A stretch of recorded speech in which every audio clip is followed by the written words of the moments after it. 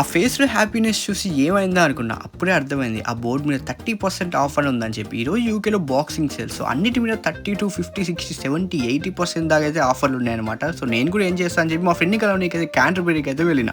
సరే ఆఫర్‌లు ఉన్నాయి కదా! ఏమైనా షాపింగ్ చేద్దాం అని చెప్పి వస్తే ఇక్కడికి వచ్చినప్పటి నుంచి మా ఫ్రెండ్ అక్కడ ఉన్న బ్యాగులన్నీ వెతికి, తీసి, చూసి అలా ఫైనల్లీ ఒక 3 గంటల రీసెర్చ్ తర్వాత ఒక బ్యాగ్‌నైతే సెలెక్ట్ చేసుకుందనమాట. అదే ఈ టోట్ బ్యాగ్. బాగా ఎక్సైట్మెంట్ ఫీల్ అవుతుంది. సో అదైన వెంటనే నేను కూడా షాపింగ్ స్టార్ట్ చేసిన. హ్యారీ పోటర్‌లో డంబుల్ డోర్ లాగా ఉన్నా కదా! సో అందుకని డోర్‌లో పట్టాను కదా అని చెప్పి ఇదైతే తీసుకోలేదనమాట.